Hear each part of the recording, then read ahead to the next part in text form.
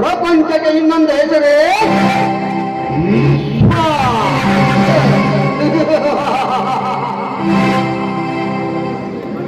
ವಿಶ್ವಾಗ್ನಿಯರ ಪ್ರಾಣಕ್ಕೆ ಪ್ರಾಣ ಕೊಡುವ ಸ್ನೇಹಿತ ಈ ದೇವ, ಈ ತ್ರಿಮೂರ್ತಿಗಳು ಹುಡುಗಿದರೆ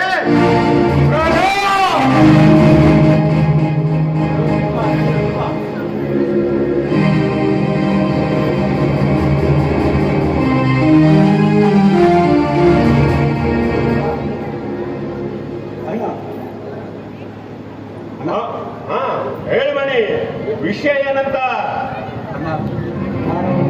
ನಿಮ್ಮ ಹತ್ರ ಒಂದು ವಿಷಯ ಮಾತಾಡ್ಲಿಕ್ಕಿತ್ತಣ್ಣ. ಏಕೆ ಸಂತೋಷ?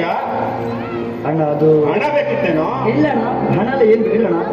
ಅದು ನಾನು ಒಂದು ಹುಡುಗಿನ ಪ್ರೀತಿಸ್ತಾ ಇದ್ದೀನಣ್ಣ. ಅವಳನ್ನೇ ಮದುವೆ ಆಗ್ಬೇಕಂತೇಳಿ ತೀರ್ಮಾನ ಕೂಡ ಮಾಡಿದ್ದೇನೆ. ಅದಕ್ಕೆ ನಿಮ್ಮ ಒಪ್ಪಿಗೆ ಮಾತು ಆಮೇಲೆ. ಹುಡುಗಿ ಯಾರು ಕಣೋ? ಅಣ್ಣ ಅದೇ ಅಣ್ಣ, ನಮ್ಮ ಮನೆಯಲ್ಲಿ ಕೆಲಸ ಮಾಡ್ತಾನ ಸೂರ್ಯ ಅಂತೇಳಿ, ಅವನ ತಂಗಿ ಲಕ್ಷ್ಮಿ ಅಂತಣ್ಣ. ಮಣಿ, ನಿನ್ನ ಬುದ್ಧಿ ಸರಿಯಾಗಿದೆ ತಾನೆ? ನಮ್ಮಂತಸೇನು ಅವರಂತಸೇನು? ಅಣ್ಣ, ಬಡವರು ತಿನ್ನುವುದು ಅನ್ನನೇ, ಶ್ರೀಮಂತರು ತಿನ್ನುವುದು ಅನ್ನ ತಾನೆ. ಹೀಗಿರುವಾಗ ಇವ್ರ ಮಧ್ಯ ಈ ಅಂತಸ್ತನ್ನು ಮಾತಾಡೋಣ. ಒಂದು ಬಾಯ್ ಅಣ್ಣನಿಗೆ ಎದುರುತ್ತರವನ್ನು ಕೊಡುವಿಯಾ? ನೋಡೋ, ಹುಲಿಯ ಸ್ನೇಹವನ್ನು ಮಾಡಬೇಕು ವಿನ ಬರೇ ಸ್ನೇಹವಲ್ಲ, ಸುಮ್ಮನೆ ಅವಳನ್ನು ಮರೆತು ಬಿಡು. ಇಲ್ಲಣ್ಣ, ಅದು ಮಾತ್ರ ಎಂದಿಗೂ ಸಾಧ್ಯ ಇಲ್ಲ.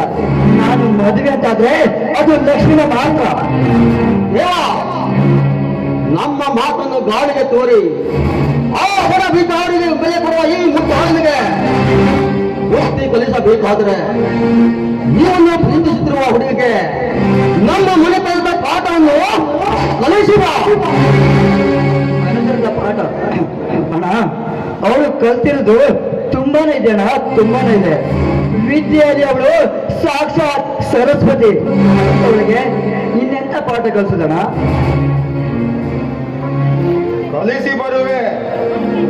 ಅವಳಿಗೆ ಒಬ್ಬಂಟಿಯಾಗಿ ಕಾಡಿಗೆ ಕರೆದೊಯ್ದು ಬೆತ್ತಲೆಯಾಗಿ ಮಾಡಿ ಅವಳೊಂದಿಗೆ ಡ್ರಾಮಾ ಪೀಡೆಯನ್ನಾಡಿ ದೇವದಾಸಿಯಾಗುವ ಪಾಠವನ್ನು ಈ ದೇವ ಕಲಿಸಿ ಬರುತ್ತಾನೆ.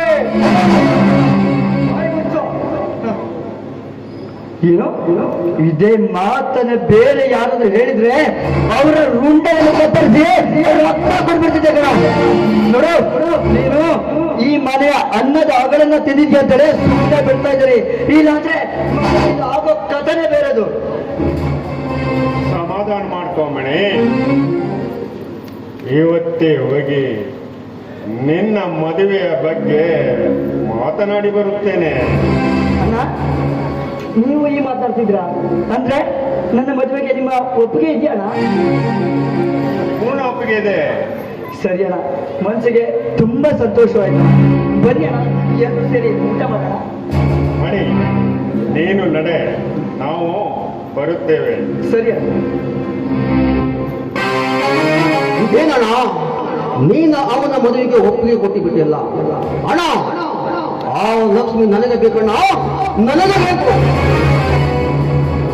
ತಾಳ್ಮೆ ತಂಕೋ ವಿಶ್ವ, ಏನು ಮಾಡುವುದು? ಮಣಿ ಹೇಳಿದಂತೆ ಕೇಳುವಲು ನಮಗೆ ಈಗ ಅನಿವಾರ್ಯ. ಕೋಟ್ಯಾಧಿಪತಿಗಳಾದ ನಮಗೆ ಆ ಮನೆಯಿಂದ ನಮಗೆ ಅನಿವಾರ್ಯ.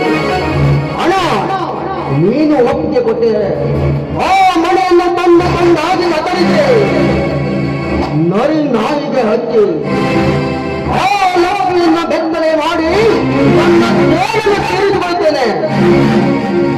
ಹುಡುಕಬೇಡ ವಿಶ್ವ. ಮಣಿಯನ್ನು ಕೊಂದರೆ ಈ ಆಸ್ತಿಯೆಲ್ಲ ಅನಾಥಾಶ್ರಮಕ್ಕೆ ಸೇರುತ್ತದೆ. ಏಕೆಂದ್ರೆ ಅಪ್ಪಾಜಿಯವರು ವಿಲ್ಲಿನಲ್ಲಿ ಅದೇ ರೀತಿ ಬರೆದಿಟ್ಟಿದ್ದಾರೆ. ಹಾಗಾದರೆ ಮುಂದೇನು ಮಾಡುವುದಣ್ಣ? ಅದೇ ಲಕ್ಷ್ಮಿಯನ್ನು ಮಣಿಗೆ ಮದುವೆ ಮಾಡಿ ಉಪಾಯದಿಂದ ಆಸ್ತಿ ಪತ್ರಕ್ಕೆ ರುಚಿ ಹಾಕಿಕೊಂಡು ಅವರಿಗೆ ತಿಥಿ ಪೂಜೆ ಮಾಡೋಣ. ಮಣಿಗೆ ಬೇಕಾದರೆ ತಿಥಿ ಮಾಡೋಣ. ಆದರೆ ಆದರೆ ಆ ಲಕ್ಷ್ಮಿ ನನಗೆ ಬೇಕಣ್ಣ, ನನಗೆ ಬೇಕು. ಏಕೆಂದರೆ ಅವಳ ದುಂಡಾದ ದೇಹವನ್ನು ನಾನೊಪ್ಪನೆ ಸವಿಯಬೇಕಣ್ಣ, ನಾನೊಪ್ಪನೆ ಸವಿಯಬೇಕು. ವಿಶ್ವ, ನಿನ್ನ ಆಸೆ ಖಂಡಿತ ಈಡೇರುತ್ತದೆ. ನೀನು ಇವಾಗ ಹೋಗಿ ರಾಜ್ಯವನ್ನು ಪಡೆದುಕೋ.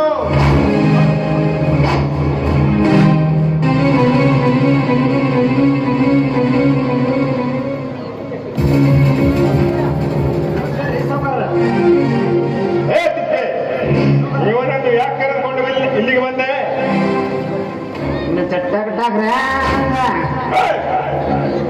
ಏನಂತಲೇ ಬದಮ ರುಚಿ ರುಚಿ ಅಡಿಗೆ ಮಾಡಾಕ